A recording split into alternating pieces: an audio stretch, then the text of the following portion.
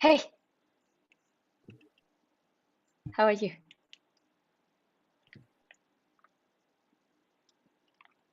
Let's wait for a little bit until our audience comes and then we start with the official introduction of yourself, Houman. Where are you based at the moment? I'm in New York. Ah, okay, that's cool. Have you been to our embassy? I have been close by. I've met up with some of your colleagues, but I've not been there exactly just yet. Okay, we hopefully can invite you for some events over there shortly. Cool. So I'm just gonna wait for one more minute so that Sounds great. we have everyone coming in. I'm trying to find our just structure of the course. Hey guys, on the tech side, can you make me a co-host, please?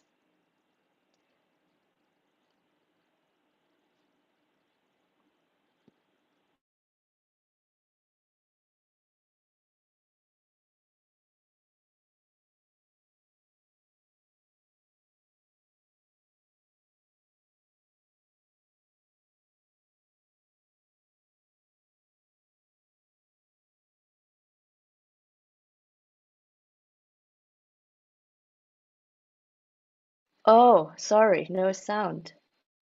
Yeah. I was saying, hey, I would be very happy if we could see a few more faces from people all over the world. And you are on camera, which means in case you have to pick up a phone call or have to eat or whatever, then just be aware that all of us are watching you too. So maybe turn off your camera. Hi, Stefan, Evan, Alan, Suman, Avinash. It's very nice to see you. We actually find ourselves to be very happy to have 50% female participation, but I cannot see any women apart from myself online right now. So please, ladies, if you're around, turn on your camera so we can enjoy some gender diversity or gender parity in this course. Yay! I see Monica, Elena, Okafamba. Thank you so much, everyone. So let's get started because time is always a precious asset, and we are already in week 2 of Unit Masters. Hopefully, you enjoyed the learnings from first week and have already completed Module 1. Some of you might have already received your minting certificate for Module 1, and now we're excited to welcome you to week 2 of our 6 weeks blockchain education program. This week is about the blockchain ecosystem as a whole. Because as you might know, blockchains is more than just Ethereum or just a Bitcoin. Right? Blockchain is an entire ecosystem. And we have with us today an expert who can give us a bird's view overview on the blockchain ecosystem in itself and help us think through different perspectives of different actors in the ecosystem, which is like super valuable because then it helps us to, when we read the news, to understand, oh, what is this opinion about? Which side of the ecosystem does it represent? And what might be in the interest of the person acting on behalf of that represented interest. So we have with us today our mentor and appreciated speaker, Houman Shadab. He's a professor at New York Law School and Director at Innovation Center for Law and Technology. He's, oh, let me just restart our introduction. So we have with us today Houman Shadab, who is a professor at New York Law School and Director at Innovation Center for Law and Technology. He's a director of its Center for Business and Financial Law too, and he has been a prolific and influential expert in financial law and regulation, whose research focuses on financial technology and blockchains. Professor Shadab often advises corporations, financial institutions, and startups, and has testified before the federal government several times, including before the Commodity Futures Trading Commission and on Bitcoin derivatives. He's also a fellow of Codex, the Stanford Center for Legal Informatics, and leading the Legal APIs project. So hopefully you can enjoy the presentation for about 15 to 20 minutes, write down all your questions, write down your key summary, like your key takeaways. The reason why we ask you to do that while it's fresh in your mind is because as soon as you try to capture your ideas and so on written, then it's easier for you to reactivate them. And the goal of this course is to train you in blockchain literacy and blockchain fluency, meaning you understand the terms and you're able to provide your spoken word about whatever is it that you took away from this topic of today. So thank you very much, everyone, for attending. And Houman, the stage is all yours. Thank you so much for that introduction, and thank you, Unit Masters, for having me, and welcome everyone. Pleased to meet you. My name is Houman Shadab. I will go ahead and share my screen. I'm very much looking forward to the discussion. And as always, at the end of the presentation, we have time for questions and answers, so you can write them into the chat at the end of the session. Yeah, please do. So I'll be speaking on blockchains, trends and responses with the blockchain ecosystem. And here we go. The topics I'll be talking about are really understanding the blockchain ecosystem as much as we can in about 20 minutes, some of the major players, and then 4 trends I've outlined that I think are important. And I look forward to hearing questions and comments and feedback on all of them.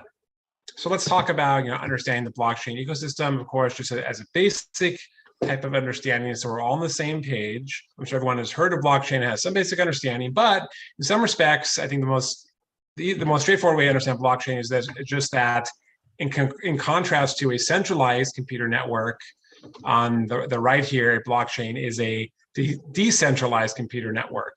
And decentralization in this context does mean a lot of things. There's various aspects of blockchain decentralization that are worth discussing and debating and going deeper into, but at root, blockchain decentralization means that no one controls the processing, the validation of data and transactions in a computer network. And the kind of the magic or the brilliance of blockchain is that it can work without a central authority or a central computer transactions, which is happening really in real time, all the time, every time we use the internet. And so as we go through all the players here, let's think about what role they play. What are the trade-offs and different kinds of variations on it? Because even the definition of blockchain is not uniform throughout the system. There's debates about what is and what is not a blockchain, and there's variations on blockchains from public to private and so on. We can think about the incentives of parties, financial and reputational and otherwise. Why are they doing what they're doing? How do they benefit? And the uncertainty. It's a vast and fast-moving space. No one can know everything about it. There are probably amazing projects that no one's heard of, and then maybe that no one will ever hear of.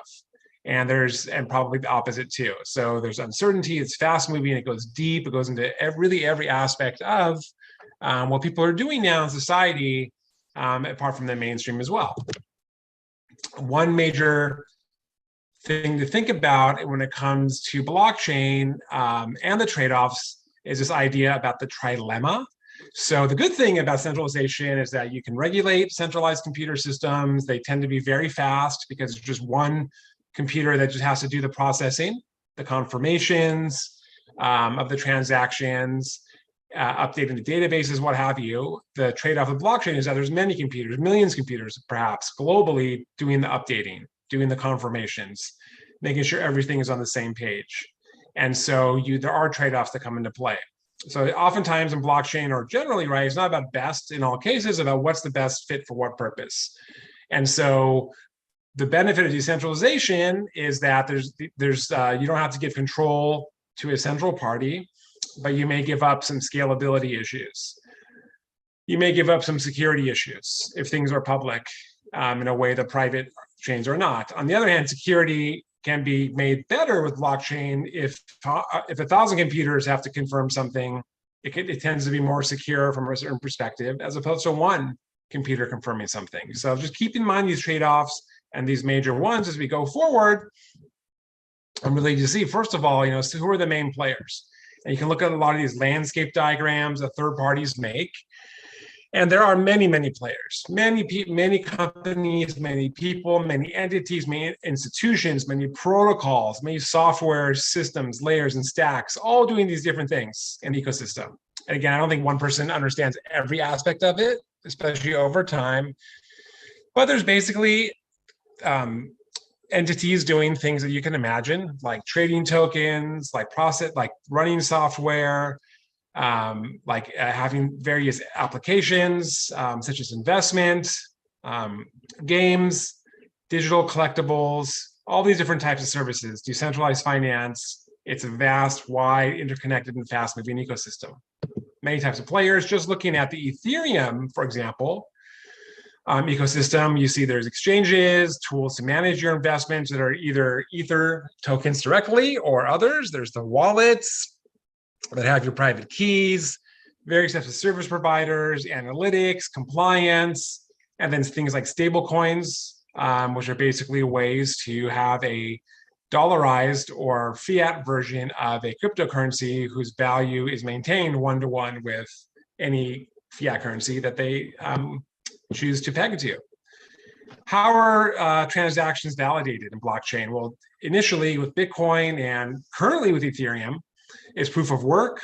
You have all these transaction validators that performing essentially random computations to solve a cryptographic puzzle.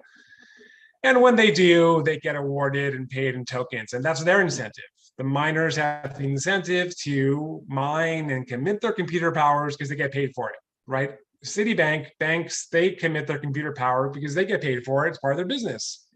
And it's part of miners' business too, to do it on a market or public or distributed basis to get the tokens. And there's lots of criticisms about proof of work, including not being environmentally friendly. So lots of systems have emerged for governance and transaction validation purposes called proof of stake. Ethereum is currently moving towards a proof of stake system, and instead of miners providing their computational power to validate transactions, people are locking their tokens in, essentially in a savings account.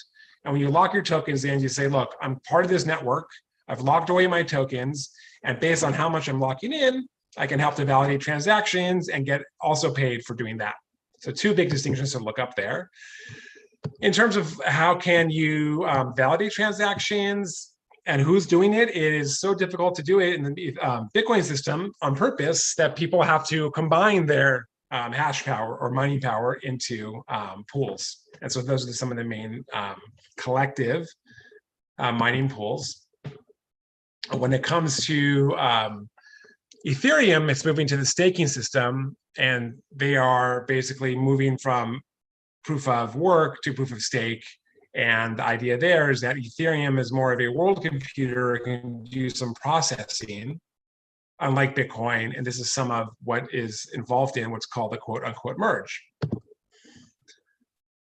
Many exchanges for trading tokens that are associated with blockchain. So not every blockchain has a public token that's tradable, but any public blockchain, but most do. And that's basically taken for granted. There's thousands and thousands of different blockchains with their own native token.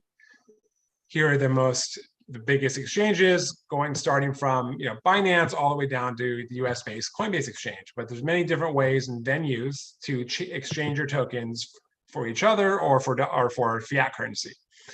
Wallets are a major player in the system because wallets hold the private keys that allow you to process transactions or make exchanges as well. They can be central points of failure, to be sure, but they tend to be bigger players and help people to, if done correctly, securely, and efficiently, hold their tokens in a store that is not, or a storage device that is not on an exchange. Exchanges have tokens built into them.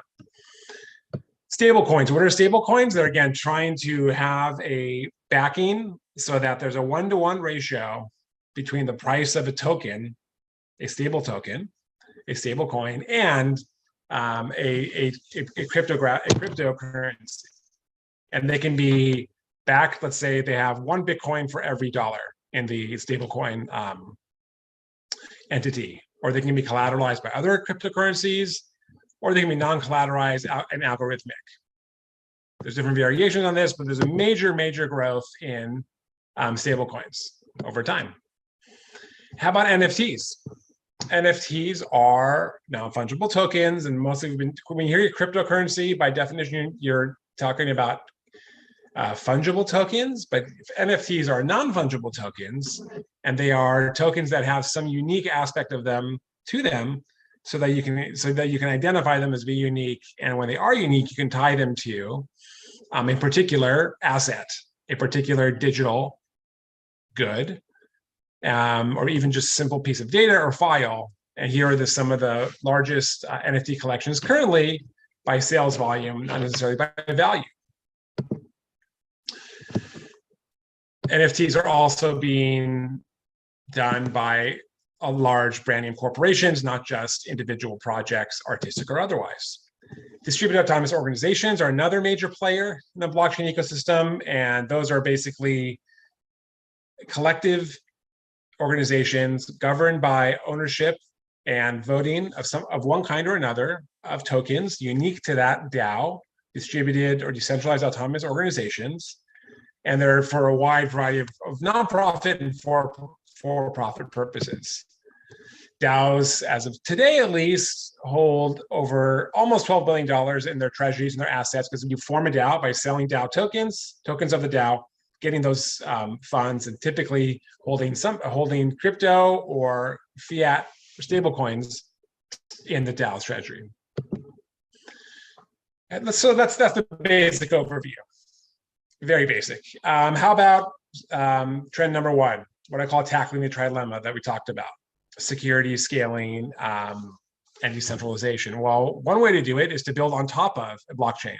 And one of the first most prominent ones for Bitcoin was the Lightning Network, to say, let's build a layer above Bitcoin so you can buy coffee with Bitcoin and not have to use the main blockchain, which is too slow and expensive. For Ethereum, there's lots of Ethereum scaling solutions. Polygon is one of them as well. Very big market, very different approaches. The issue with these, though, is that they do give up decentralization, and they do give up some security properties as well, because they are much less, if not centralized than the blockchain itself that they're trying to scale. So again, there's trade-offs there. How about talking the trilemma a different way? Well, you can tackle it by having your own layer one that's just better. And Ethereum is a layer one, blockchain and Bitcoin is layer one, although it's not a smart contracts platform. And there's other ones: Solana, Avalanche, Algorand, and the Internet Computer. And by at least some measures, the Internet Computer is one of the most performant general purpose blockchains. You have ones like Avalanche, and Solana, which are tailored to DeFi, decentralized finance use cases. And what I like the best about the Internet Computer blockchain is that it really tries to go for a blockchain singularity or blockchain maximalism, with the idea there being that everything should be on-chain. With Ethereum, no way. Too costly, too expensive, costly and expensive, and too slow, right, to put everything on-chain. Not even an issue, not even a possibility, even after the merge, if it's successful. With the Internet Computer, it is affordable to put things and store things on-chain. The smart contracts directly serve web browsers. It has a new type of, in principle at least, unlimited scaling with many blockchains that talk to each other and nonetheless share very high security properties through something called chain key technology. And they have a reverse gas approach So users never have to pay gas fees. It's paid upfront by developers that charge up the smart contract. And as an example of this, to go back to NFTs, is how are people tackling the trilemma? Is if you think about NFTs and the markets, the media, where are things stored? Sometimes only the tokens on chain, but then everything else about the NFT on the left-hand side is centralized. On the other extreme is something like the internet computers, NFT solutions that I'll talk more about, but like IC Mint, where everything is on chain. The metadata, not just the metadata, the token, the metadata, the actual file itself, and the marketplace. Like OpenSea is centralized. Every single website for NFTs that you know of is probably centralized, hosted by Amazon or similar. In a computer NFT marketplaces like IC Mint is actually serving that image you see is coming from the blockchain. And that comes to the next trend in no code. So blockchain is giving hopefully power to the people, right? Making the world more equitable, more inclusive, allowing people that are actual users and stakeholders to get ownership stakes, to become stakeholders, and to get compensated. Part of that also is no code. No code is a way to decentralize development, because every person can be their own development shop, development company. And that's quite a form of decentralization. And because, for example, technologies like the internet computer serve the web directly, you can now build websites directly on blockchain in a smart contract, 100%, using tools like ICMe that I'm a co-founder of. You can search websites and dApps directly that live on blockchain, again, not intermediated, using things like Kinnick, and no-code DAO builders, of which there are quite a variety of, Aragon Colony and DAO House. Many of the DAOs you've probably heard of are built using those platforms. And you can see here just the URL. That's what a blockchain URL looks like. There's no .com or anything like that. Law and regulation, of course. SEC that regulates the investment industry in the United States. It's a securities industry. It is basically regulates anything that people use, any tool or instrument that people use to make investments, buy and sell, buy low, sell high, right? Whatever, in whatever form, in principle, comes under the SEC's jurisdiction.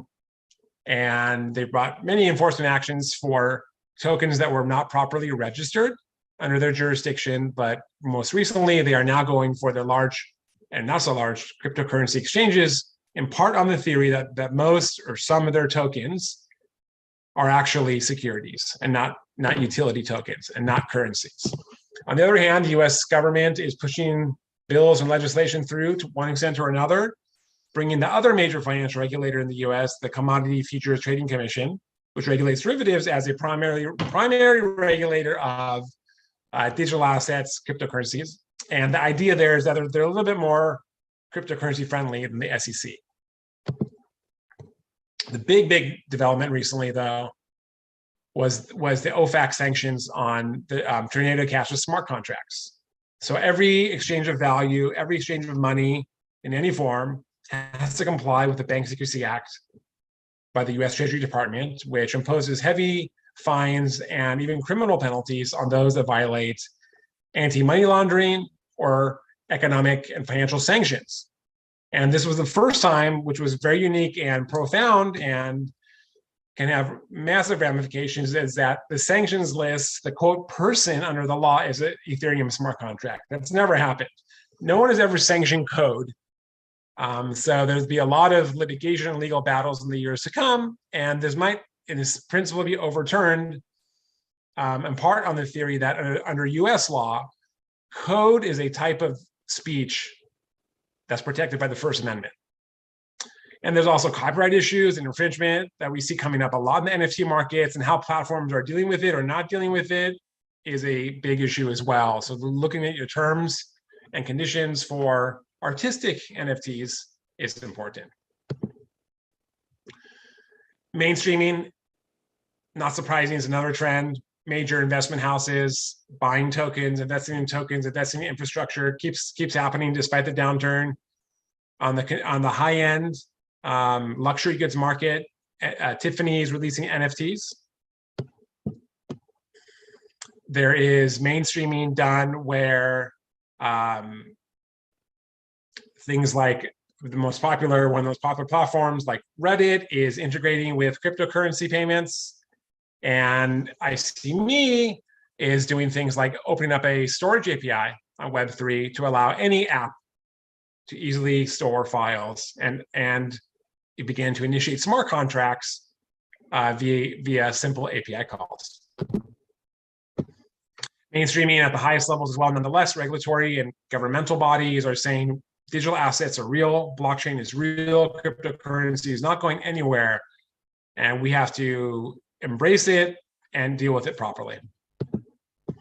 Mainstreaming, unfortunately, includes fraud. So last year was a massive amount of fraud in the cryptocurrency market. NFTs particularly are susceptible to this. And 2022 has been no different, of course. It's so easy to raise money. It's so easy to steal money or at least fraudulently raise money. And there's been a decrease in investments. No surprise, right? With the downturn in the cryptocurrency markets, the second quarter of 2022 and the third quarter is already seeing major downflows. And once again, thank you so much. I'm looking forward to the discussion and this brief and quick overview of what I think is important in blockchain. And thank you. Well, thank you very much, Houman. So to the audience, right? The expectation is that not that you know everything by heart, and don't worry if you feel like there were a lot of different concepts that you might have never heard of, because the purpose of this program is in 6 weeks get you through it, and we are only in week 2. So just as a heads up, next week we'll have a full session dedicated to proof of work and proof of stake and consensus mechanisms on the blockchain. So I know that because sometimes it might feel overwhelming for you guys. If you sit here for the first time, you're like, wow, there's so much to learn. But yeah, we're learning about an entire industry. What is super helpful, and this is why we have the live mentoring sessions, because we have like structured program and reading materials in the online platform, so you guys can go ahead and read that. And today we have like the chance to seek conversation with someone who is a practitioner and learn to see the world through his view. Houman, maybe you can share with us, since 2010 you've been in the field. What have been major developments, and where do you see are we standing in the industry right now? Certainly, some major developments include the emergence of stable coins and make it much easier to pay using cryptocurrencies. From my perspective as an American, dollar denominated, essentially cryptocurrencies. That's been very big. The rise of NFTs, the rise of DAOs, and from my perspective as well is the rise of on-chain technology like the internet computer, which really says, hey, we can store things on-chain. We can do everything on-chain. In years prior, in my technology entrepreneurship, we went to Ethereum style chains and realized that we want to use a public blockchain for the security benefits and decentralization benefits, but Ethereum generation blockchains are too slow and inefficient. It's never going to happen. So we've looked at a lot of off-chain solutions and maybe putting a few things on blockchain, or using private blockchains like the ones from Hyperledger or R3. And those are kind of private corporate blockchains, which are a step, I think, in the right direction. But I think now with the new layer ones, including, in my opinion, the best general purpose one, the IC, I think it's really exciting space to be in, because you can do so much on chain. You don't have to make that crucial decision and trade-off anymore, at least not in the same way, because you can get the speed and the cost by still having everything on chain. And that's why I call myself a Web3 maxi, because I really think that everything should go on chain, at least by default. Yes.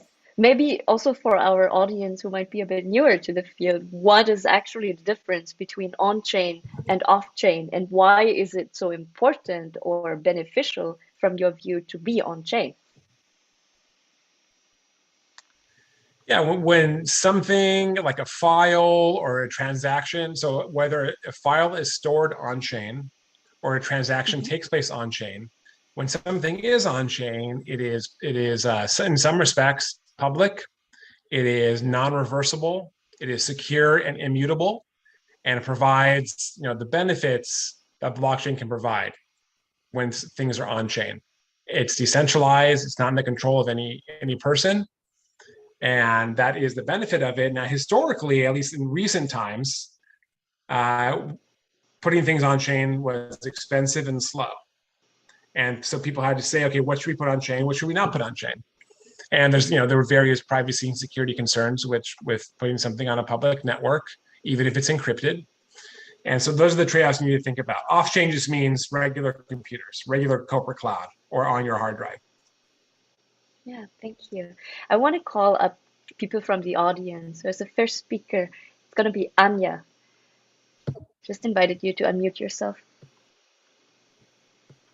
Please also share a little bit about where you're sitting and about your background, so it's easier for us to understand the context of your question, Anya.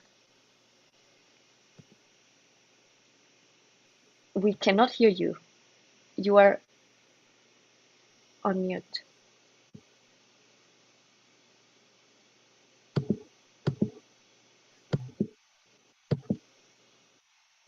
Ah, now it works.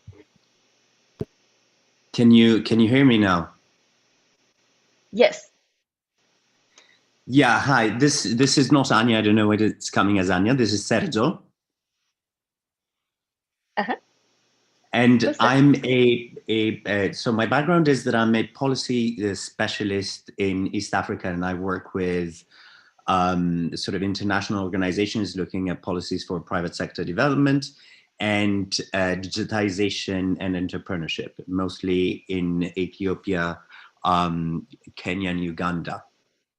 The question I had actually is something around stable coins and something you said a bit on how they're pegged also to commodities. Where do you see that going, especially for countries that have commodities like Ethiopia, for example, having coffee, and whether it would be something interesting to create stable coins pegged to these commodities that they have, especially on the continent, and what the policy perspective and regulation around it could look like going forward? That's one question. And the second one, if I may, is how do you one see question policy per person, please. Oh, yeah. Okay. Thank you. Yeah. Thanks. Okay. Yeah, I have a bunch of questions too, believe me, whenever I learn more about this stuff. But yes, so stable coins, just to back up, the idea is, what if we want a cryptocurrency that's not volatile? So I can reliably pay my employees, buy a cup of coffee, and it's going to basically cost the same. That's the idea about stable coins. From a regulatory perspective, stable coins tend to be looked at from the highest level financial market regulators. And the United States, both the Treasury Department and the Federal Reserve, who play different roles, have looked at stable coins. The major risk of stable coins is that they're not stable, and they're not properly collateralized, and they're not properly backed. The general approach to most stable coins, when they're working at least, is that they're over collateralized. That for every stable coin they issue, for every dollar, let's say they have $1.5 or $2 in reserve. Now, the reserve, again, may be actual fiat currency. The reserve may be other cryptocurrencies. And the reserve may be commodities, like you were suggesting. And so the question is, are they going to be properly collateralized? And what if the assets are highly volatile in the treasury of the stablecoin? So regulators just want to make sure they have enough collateral. And the more volatile the collateral, guess what? You're gonna need more of it. So it's going to sound like something like Basel capital regulation could be applied to stablecoins once they become really large. And so yes, commodities like you mentioned, hard currencies, coffee, lumber could be used, but I think it's just a matter of what is their value and how stable are they. Thank you. Somebody had asked, what do you think about the future of these stable coins in context or in light of the recent happenings and the recent crashes? What dynamics are we foreseeing? Oh yes, stable coins are only going to become more important and grow and become bigger. Despite the recent collapse in, of course, Terra, there'll probably be less algorithmic stablecoins, but stablecoins will probably grow, become more mainstream, but probably also be more regulated. So they are actually stable. There are already some stablecoins that are basically voluntarily regulated or act as if they're regulated and are very transparent about their assets, about their collateral, and everything else. So I certainly do see them as becoming more mainstream and popular. Now, one additional thing to note about stablecoins is that in principle, they compete with CBDCs, central bank digital currency. So central banks around the world, including the US, are looking for something like a digital currency that is actually a representation or is their digital fiat currency, whether it's the digital dollar or what have you. Now, part of the reason they want to do that is to wipe away the stablecoin market. So that is a future development to think about as well, where you have either government-backed stablecoins or privately operated ones that are probably nonetheless regulated and licensed. Thank you. Stablecoins we will learn about also in week 4. So everyone, you will have some time to study in depth these different topics. So I will give the microphone to Eric right now. Eric, you raised your hands and I just invited you to unmute. All right. Thank you very much for the opportunity. First and foremost, my name is Eric Esievo. I joined the class from Abuja, Nigeria. I have been part of cohort 10 and I registered for cohort 11. The reason being that I want to be much more grounded in view of the project that is still at the gestation level.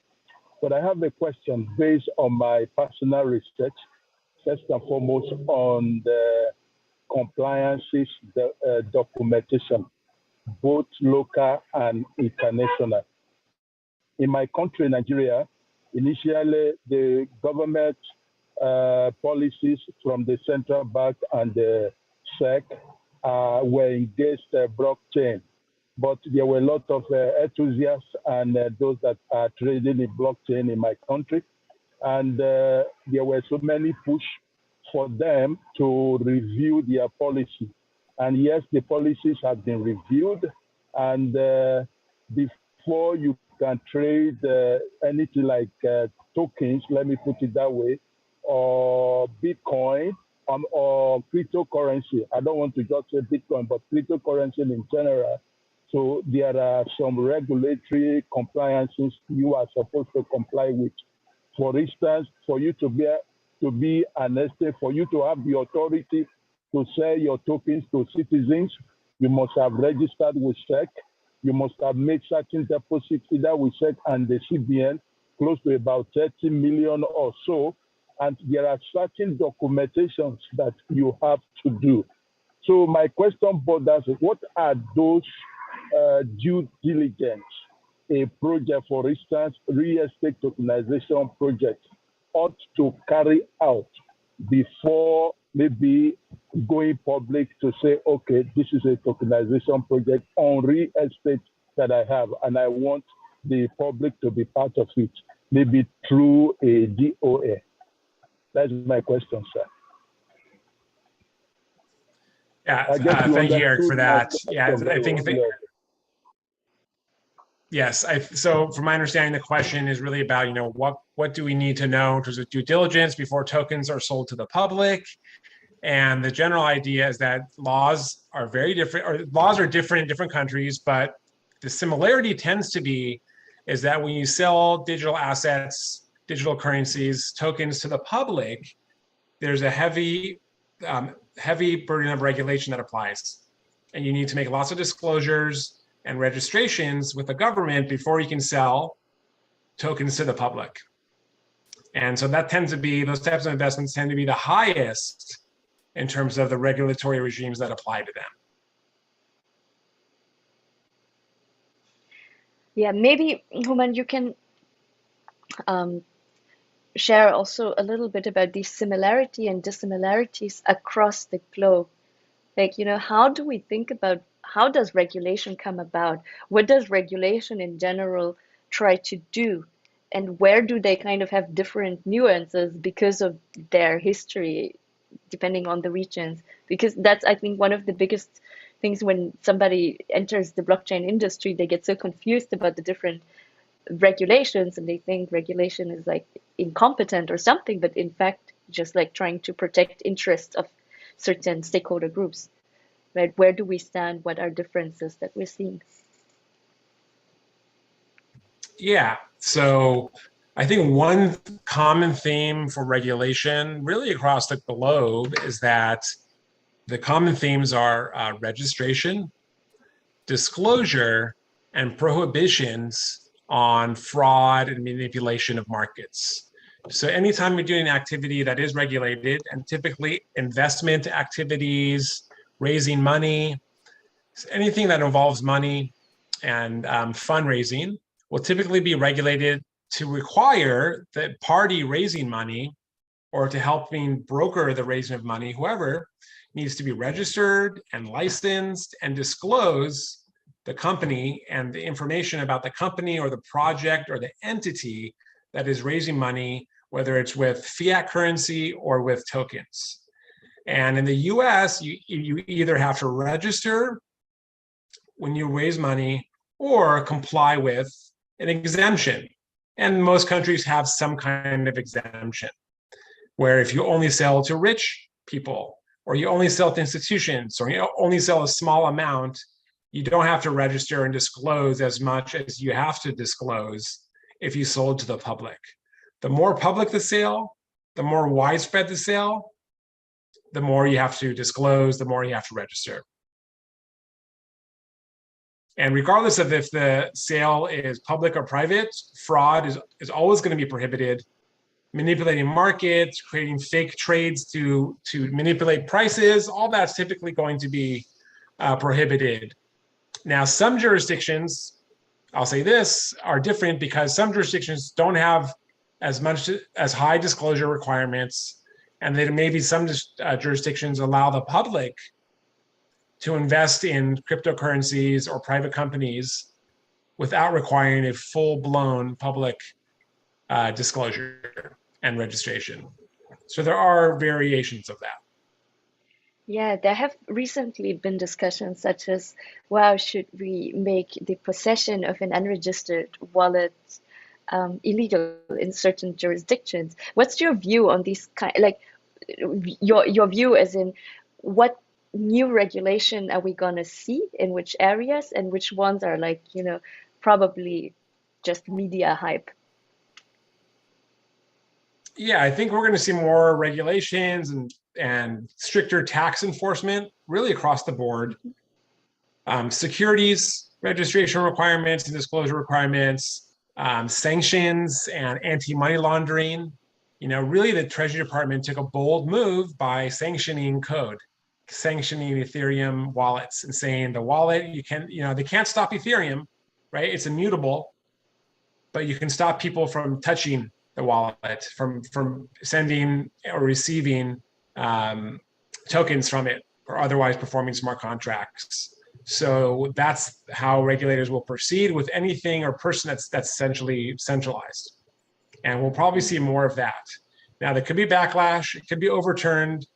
I think it's probably inappropriate. I think the best thing to do is go after bad actors at the application layer, at the actor level, but certainly not target technologies that exist essentially out there in the public domain. Thank you.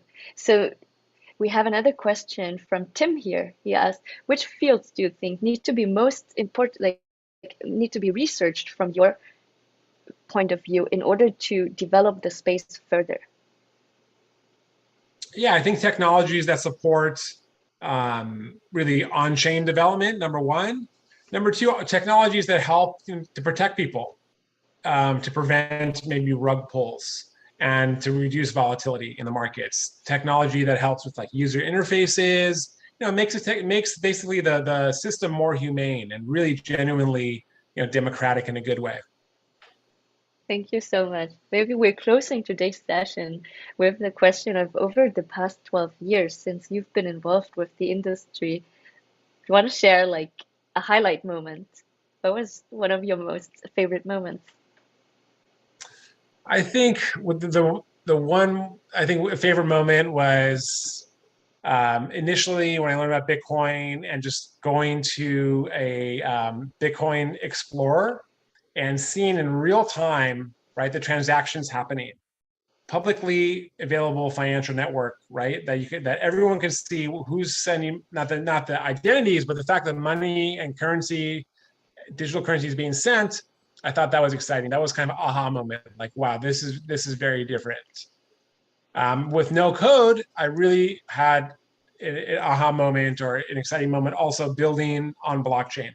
I think no code is very empowering wherever it is, whatever realm it's in. And to combine no code with Web3 or blockchain is really quite a force.